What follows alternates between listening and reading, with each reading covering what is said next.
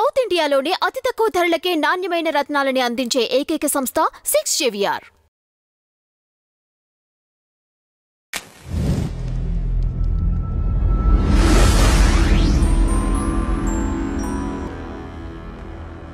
నమస్కారం నాగార్జున గారు. నమస్తే. ఆంధ్రాలో కూటమి ఘన విజయమే సాధించింది సార్. ఇక్కడ తెలుగుదేశం సంబంధించిన క్యాడరు గత 10 సంవత్సరాల నుంచి తెలుగుదేశం లేకపోయినప్పటికి కూడా క్యాడర్ బతుకుందండి. నిగురు గప్పిన నిప్పు అంటాను చూసారు అట్లా. ఎందుకంటే గత ఎలక్షనే ఒక ఉదాహరణ. కాంగ్రెస్ వైపు ఇండైరెక్ట్గా ఉండటం వాళ్ళు. సో ఇప్పుడు తేగల కృష్ణారెడ్డి గారిది, తర్వాత మన మల్లారెడ్డి గారి సమావేశం ఎలా చూడదు? అంటే మీరు అన్నట్టుగా క్యాడర్ బేస్డ్ పార్టీ ఏదన్నా ఉంది అంటే అది తెలుగుదేశమేనండి. 40 సంవత్సరాలుగా ఒక బలమైనటువంటి క్యాడర్ని గెలుపోటములతో సంబంధం లేకుండా నాయకులు ఉన్నా పోయినా కూడా చెక్కు చెదరకుండా నిలబడటం అనేటువంటిది అది చాలా గొప్ప విషయం. 10 సంవత్సరాలు అంతకుముందు ఉద్యమం చేసి 10 సంవత్సరాలు పాలన చేసినటువంటి బీఆర్ఎస్ పార్టీకి కూడా సంస్థాగతంగా అంత నిర్మాణం లేదు.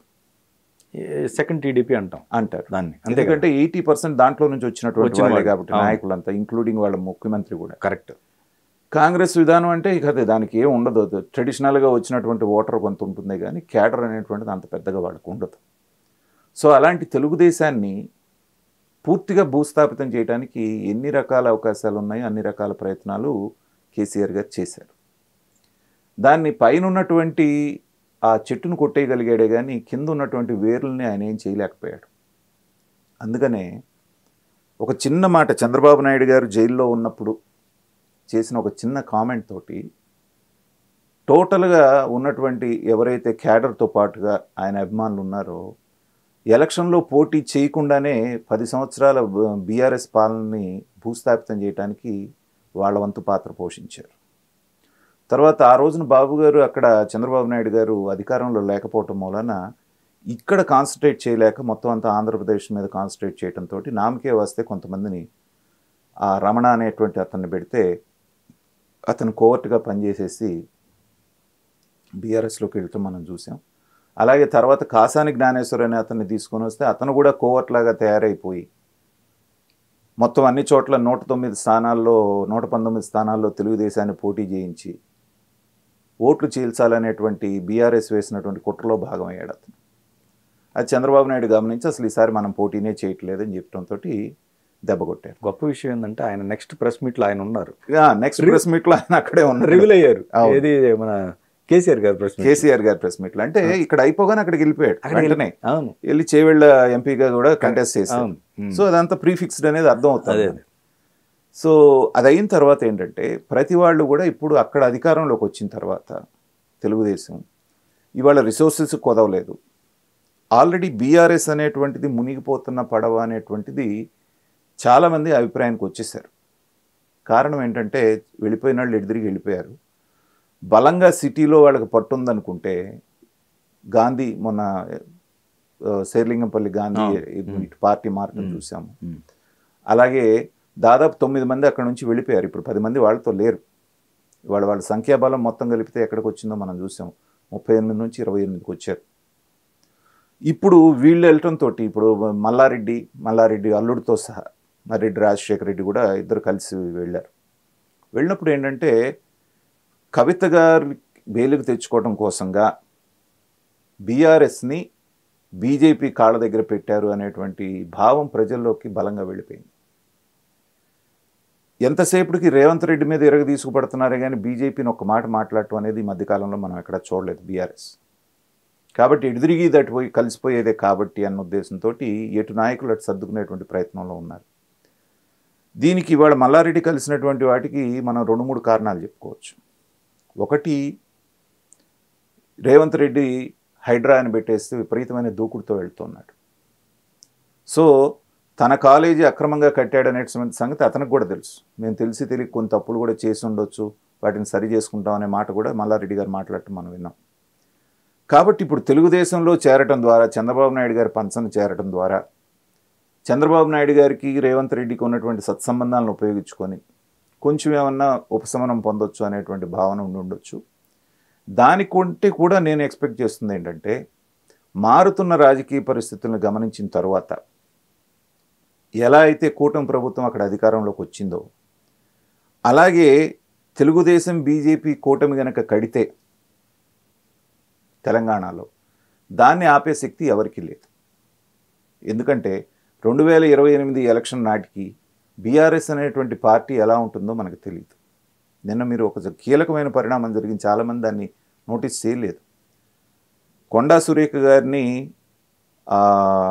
వీళ్ళు మాట్లాడినప్పుడు ఎవరైతే ఒక పోస్ట్ పెట్టారు కదా, రఘునందన్ రావు ఏదో మెడలో ఒక నూలు మాలేస్తే దాన్ని అసభ్యంగా వీళ్ళు చిత్రీకరించినప్పుడు పెద్ద రగడైంది. ఆ సందర్భంలో ఒక ట్వీట్ చేశారు ఎవరు, హరీష్ రావు గారు. ఇది చాలా దారుణం, ఇది బీఆర్ఎస్ వాళ్ళు చేసినా కూడా నేను వాళ్ళను కూడా ఖండిస్తున్నాను అనేటువంటి ఒక మాటలో అంతర్లీనంగా చాలా అర్థాలు ఉన్నాయి. బీజేపీ ప్రధానమైన టార్గెట్గా ఆయన్ని తీసుకోవడానికి ప్రయత్నం చేస్తుంది. ఆయన కూడా గ్రాడ్యువల్గా దగ్గర అవుతున్నారు అనేటువంటివి అనేక వార్తలు వస్తున్నాయి. హరీష్ రావు అనేటువంటి వ్యక్తి ఇటు నుంచి అటు కనుక వెళితే, మిగతా ఏ నాయకులు వెళ్ళినా ఇబ్బంది లేదు, కానీ హరీష్ రావు గారు కనుక బీజేపీ పంచని చేరితే ఇక బీజేపీని ఎదిరించే శక్తి, తెలుగుదేశం కూడా దానికి జత కలిస్తే ఈ రెండిటి కూటమిని ఆపేటువంటి శక్తి తెలంగాణలో లేదు. అప్పుడు మళ్ళీ కేసీఆర్ గారు చూసారా చంద్రబాబు నాయుడు వస్తున్నాడు, ఆంధ్రోడు వస్తున్నాడు అనేటువంటి నినాదాన్ని ఎత్తుకున్నా కూడా ఈయన నమ్మటం ప్రజలు పూర్తిగా మానేశారు. కానీ కష్టం కదా సార్, అవసరమైన ప్రతిసారి ఈ వాదాన్ని తీసుకొస్తున్నాడే కానీ ఏం ఒరగబెట్టావు నువ్వు తెలంగాణ సమాజానికి అనే ప్రశ్న వస్తుంది. ఓకే, సో అటు బీజేపీతో కూడా కలిసి వచ్చాడు అనుకోండి, చంద్రబాబు నాయుడు గారు ఒక్కళ్ళే వచ్చారంటే వీళ్ళు మాట అనొచ్చు. ఒక నేషనల్ పార్టీతో కూటమి గట్టి వచ్చినప్పుడు వీళ్ళ మాట అనడానికి కూడా అవకాశం ఉండదు, దానికి క్రెడిబిలిటీ ఉండదు. కాబట్టి రాబోయే రాజకీయాన్ని ముందే ఊహించినటువంటి ఎంతన్నా వ్యాపారవేత్త మల్లారెడ్డి గారు, పైగా మిగతా వాళ్ళన్నా తెలుగుదేశం నుంచి బయటికి వెళ్ళి చంద్రబాబు నాయుడు గారి మీద అవాకులు చవాకులు మాట్లాడారు, కానీ శ్రీనివాస్ యాదవ్ లాంటి వాళ్ళు ఏ రోజు ఒక్కరోజు కూడా మల్లారెడ్డి చంద్రబాబు నాయుడు గారిని వేసమెత్తు మాట అనలా. ఎప్పుడు చెప్పినా నాకు రాజకీయ గురు చంద్రబాబు నాయుడు గారు, ఆయన భిక్షమౌలాన్ని నేను రీసెంట్గా కూడా మాట్లాడారు. మంత్రిగా ఉన్నప్పుడు మాట్లాడారు, అవును, మళ్ళీ ఎమ్మెల్యేగా ఉన్నప్పుడు. సో అతనికి అదొక ప్లస్ పాయింట్ అక్కడ. అలాగే తెలుగుదేశానికి కూడా ఏంటంటే ఒక బలమైన నాయకత్వం, తర్వాత ఒక బలమైనటువంటి ఆర్థిక పునాదులు కూడా కావాలి. ఊరికే నాయకుడు అయినంత మాత్రాన్ని చాలదు, పార్టీ రీకన్స్ట్రక్షన్ అనేటువంటిది. సో ఇలాంటివన్నీ దృష్టిలో పెట్టుకొని ఆయన కూడా చంద్రబాబు నాయుడు గారు అనుమతించడం అనేటువంటిది ఏంటంటే లార్జర్ పిక్చర్ అక్కడ మనకి ఎమర్జ్ అవుతుంది. ఓకే, సో ఒకవేళ కూటమి కనుక కడితే ఏంటంటే వీళ్ళందరూ ముందే ఖర్చీఫ్ వేసుకున్నట్టు అనమాట. ఇదంతా ఓకే సార్, ఒక ముఖ్య నాయకుడు ఖచ్చితంగా ఉండాలి. అతను ఉంటే ఖచ్చితంగా వీటన్నిటిని కూడా నడపగలుగుతాడు. అవును, అక్కడ క్వశ్చన్ మార్క్. అదేనండి నేను అనేది ఏంటంటే ఇప్పుడు ప్రతి సందర్భంలో అదే జరిగిందండి. మీరు అన్న 2 ఉదాహరణలు చెప్పారు. అవును, రమణ గారిది చెప్పారు, అవును, తర్వాత ఈయన కాసాని గారిది చెప్పారు. ఇవన్నీ కూడా ఫెయిల్యూరే సబ్జెక్ట్సే ఖచ్చితంగా. అయితే ఏంటంటే అక్కడే మీకు తేడా ఎక్కడ వస్తుందంటే, చంద్రబాబు నాయుడు గారు ఎక్కడ అధికారంలో లేనప్పుడు ఆయన ఉండేటువంటి పద్ధతి, ఆయన పెట్టేటువంటి మనుషులు ఇలాగే ఉంటారు. ఎందుకంటే చంద్రబాబు నాయుడు గారికే పవర్ లేదు వీళ్ళని కంట్రోల్ చేయడానికి. ఎల్ రమణ టర్మ్లో ఉన్నట్టుంది సార్ కొద్ది రోజులు.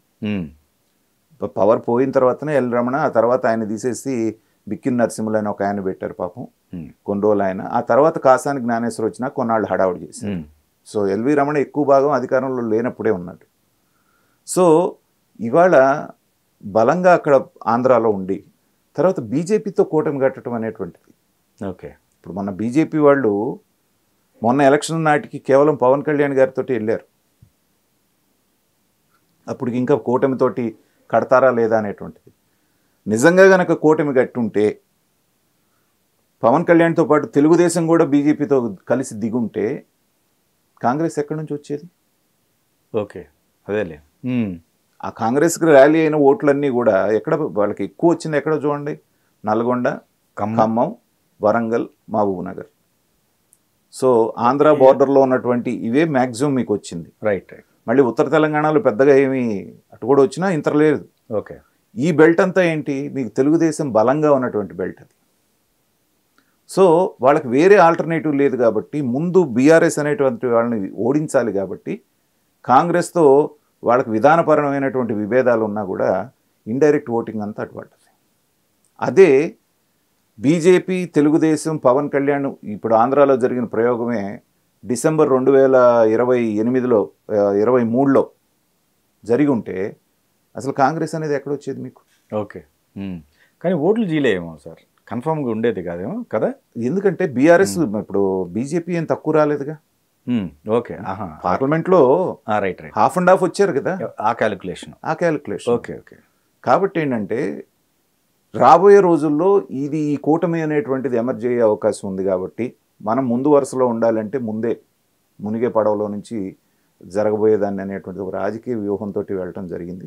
తీగల కృష్ణారెడ్డి గారు అయితే బాహాటంగానే చెప్పారు. పైగా తెలుగుదేశానికి ఒక బలమైనటువంటి పునాది ఎక్కడుందంటే రాజకీయ చైతన్యం. ఇప్పుడు రజాకారుల మీద చైతన్యాన్ని చూపించిన తెలంగాణ ప్రజానీకం మళ్ళీ బానిసత్వంలోనే మగ్గిపోయారు. ఎన్టీ రామారావు గారు వచ్చి పట్వారీ పటేల్ వ్యవస్థను రద్దు చేసే వరకు, బీసీలు అనేటువంటి వాళ్ళని భుజానేసుకొని వాళ్ళందరికీ పదవులు ఇచ్చి మంత్రులు చేసి పైకి తీసుకొచ్చే వరకు ఈ రెండు విషయాలు తెలంగాణ సమాజం ఎప్పటికీ మర్చిపోతుంది. ఒకటి పట్వారీ పటేల్ వ్యవస్థను రద్దు చేయటం, రెండు బీసీలకు అధిక ప్రాధాన్యత ఇవ్వటం మూలన అనేక మంది బీసీలు మంచి పొజిషన్లోకి వచ్చి చాలా మంత్రి పదవులు చేసినటువంటి సందర్భం ఉంది. వీటన్నిటినీ కనుక జాగ్రత్తగా ఈ తెలుగుదేశం కనుక కొంచెం చేసుకోగలిగితే మళ్ళీ పునర్వైభవం, అంటే సొంతగా రాలేకపోయినా బీజేపీ లాంటి దానితోటి పొత్తు కనుక పెట్టుకోగలిగితే ఖచ్చితంగా అధికారంలో వచ్చేటువంటి అవకాశాలు మాత్రం మెండుగా కనపడుతున్నాయి.